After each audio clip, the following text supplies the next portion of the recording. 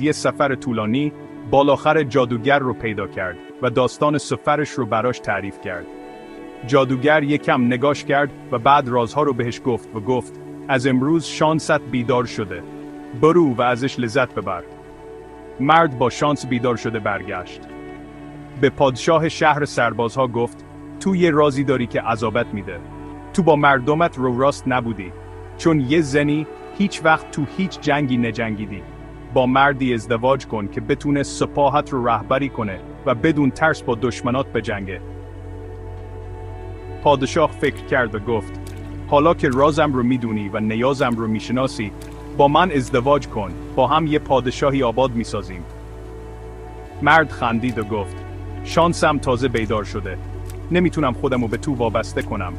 باید برم ببینم بخت چی برام رقم زده و رفت.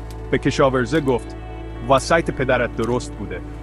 باید دنبال ثروت زیر زمین بگردی، نه روی زمین. اینجا یک گنجی چال شده که نسل اندر نسل خانواده تو ثروتمند میکنه. کشاورزه گفت اگه این راست باشه تو یه سهم از این گنج داری، نصفش مال تو. مرد خندید و گفت شانسم تازه بیدار شده. نمیتونم خودمو به گنج وابسته کنم. باید برم ببینم بخت چی برام رقم زده و رفت.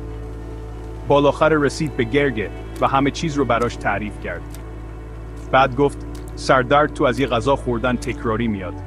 اگه بتونی مغز یه آدم احمق رو بخوری، سردردت خوب میشه. اگه شما جای گرگ بودین چی کار میکردین؟ دقیقاً. گرگ همون کاری رو کرد که شما ممکن بود بکنید.